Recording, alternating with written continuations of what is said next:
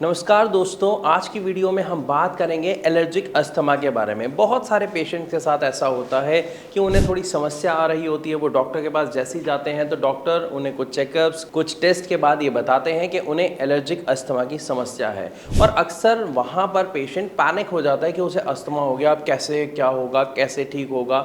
और सबसे बड़ी बात उसके दिमाग में आ रही होती है कि एलर्जिक अस्थमा हुआ कैसे है क्या। अगर आप भी उन्हीं में से कोई एक हैं तो आज मैं आपको डिटेल में ये बात समझाऊंगा कि जो एलर्जिक अस्थमा है असल में ये समस्या क्या है और इसका क्या ट्रीटमेंट है, इसको कैसे ठीक कर सकते हैं। क्या सच में ये टेंशन लेने वाली बात है या एक नॉर्मल स्थिति है। देखिए, जब भी हम बात करते हैं एलर्जिक अस्थमा की तो नाम से क्या पता चल रहा है, अस्थमा हमें समझ आ रहा है, लेकिन अस्थमा से पहले क्या है, एलर्जिक अस्थमा, यानी ऐसा अस्थमा जो आपको किसी एलर्जी के होने की वजह से हुआ है।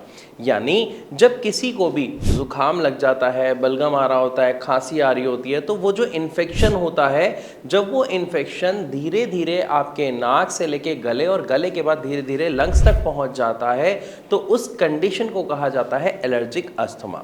अब ये किसी एलर्जी की वजह से हुआ है जिसकी वजह से अब आपको अस्थमा क्रिएट हो रहा है, यानी आपको सांस लेने में दिक्कत हो रही है। मैं आपको थोड़ा सा डिटेल में समझाने की कोशिश करता हूँ। जब किसी को भी एलर्जिक अस्थमा होता है तो एलर्जी के कारण जो सांस लेने वाला एयरवेज होता है, जो एयर ट्रैक होता है, वो जितनी जगह होती है एयर लेने की वो बहुत कम हो जाती है, क्योंकि उस ट्रैक में म्यूकस का प्रोडक्शन बहुत ज़्यादा बढ़ जाता है। यानी जो आपको बलगम आता है, बलगम का प्रोडक्शन बहुत ज़्यादा बढ़ जाता है। साथ ही साथ वहाँ की जो स्किन होती है, वहाँ की जो बहुत छोटी छोटी सी नसें होती हैं, उसमें इन्फ्लामेशन हो जाता है, यानी सूजन आ जाती है। तो नसों में सूजन होने के बाद वो मोटी हो गई, उसके बाद एक म्यूकस की लेयर आ गई, तो सांस लेने की जो जगह है वो बहुत कम बच जाती है। अब यहाँ पर आपके पास दो स्थिति होती हैं। पहली जो ज़्यादातर पेशेंट्स अपनाते हैं कि वो स्टेरॉइड्स का सेवन करते हैं। स्टेरॉइड्स का सेवन करते ही उन्हें आराम तो मिल जाता है, लेकिन जैसे ही वो दवा छोड़ते हैं तो उनकी समस्या फिर वापस आ जाती है, क्योंकि स्टेरॉइड्स आपकी समस्या को सबसे पहला काम करते हैं दबाने का, और दूसरा काम करते हैं आपकी किडनी, आपके लीवर को नुकसान पहुंचाने का।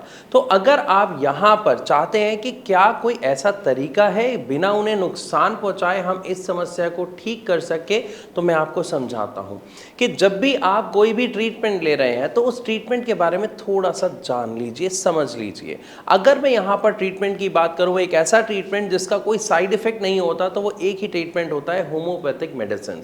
होम्योपैथिक मेडिसिन में भी अगर यहाँ पर मैं बात करूँ भारत होम्योपैथी की, तो डॉक्टर्स पेशेंट्स को सबसे पहले समझते हैं, उसकी कंडीशन समझते हैं कि वो कहाँ पर रह रहे हैं, वो कहाँ पर काम कर रहे हैं, क्योंकि उनको जो इन्फेक्शन हुआ है जहाँ से और अब ये ट्रिगर होगा, एलर्जी होगी, वो आपका आसपास का वातावरण, साथ ही साथ आपका जो नेचर है, आपका जो स्वभाव है, इन सब का मिला जुला एक कॉम्बिनेशन होता है। और इसी पर निर्धारित होती हैं वो मेडिसिन जो आपके लिए खास तौर पर कस्टमाइज की जाती हैं, यानी बनाई जाती हैं, ताकि आपको जड़ से आपकी समस्या को खत्म करके आराम दिलाया जा सके। तो यहाँ पर डॉक्टर क्या करते हैं कि आपकी चीज़ों को समझकर आपके लिए मेडिसिन कस्टमाइज करते हैं, ताकि आपका वो जो इन्फेक्शन है, जो एलर्जी है, उसको ख़त्म किया जा सके।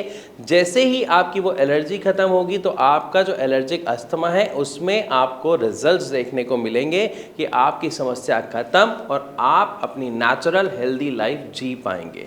हो सकता है मेरी ये बातें सुनने के साथ साथ आपके मन में अभी कुछ सवाल आ रहे हों, तो देरी किस बात की, फ़ोन उठाइए, नीचे दिए गए नंबर पर अभी कॉल कीजिए भारत होम्योपैथी के डॉक्टर्स को, डिटेल में बात कीजिए, जो भी आपका सवाल है उनसे पूछिए और डिटेल में उसका जवाब जानिए। मैं आशा करता हूँ ये वीडियो आपको अच्छे से समझ आई होगी। फिर भी अगर आपका कोई सवाल है तो आप अपना सवाल हम तक कमेंट के द्वारा पहुँचा सकते हैं या फिर कॉल करके डायरेक्ट हमारे डॉक्टर से बात कर सकते हैं। वीडियो अगर अच्छी लगी हो तो इसे लाइक ज़रूर करें।